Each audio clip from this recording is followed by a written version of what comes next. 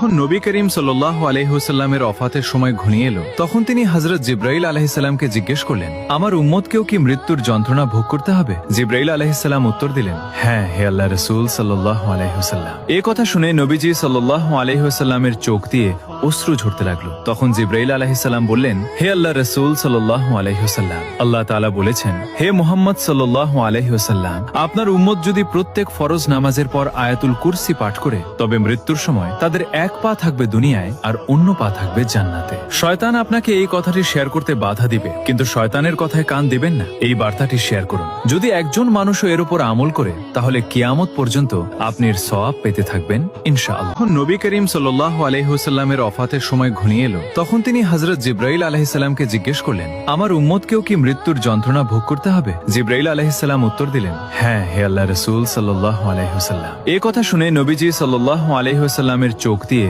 অশ্রু ঝরতে লাগলো। তখন জিবরাইল আলাইহিস সালাম বললেন, হে আল্লাহর রাসূল সাল্লাল্লাহু আলাইহি ওয়াসাল্লাম, আল্লাহ তাআলা বলেছেন, হে মুহাম্মদ সাল্লাল্লাহু আলাইহি ওয়াসাল্লাম, আপনার উম্মত যদি প্রত্যেক ফরজ নামাজের পর আয়াতুল কুরসি পাঠ করে, তবে মৃত্যুর সময় তাদের এক পা থাকবে দুনিয়ায় আর অন্য পা থাকবে জান্নাতে। শয়তান আপনাকে এই কথাটি শেয়ার করতে বাধা দিবে, কিন্তু শয়তানের কথায় কান দিবেন না। এই বার্তাটি শেয়ার করুন। যদি একজন মানুষও এর উপর আমল করে, তাহলে কিয়ামত পর্যন্ত আপনি এর সওয়াব পেতে থাকবেন ইনশাআল্লাহ।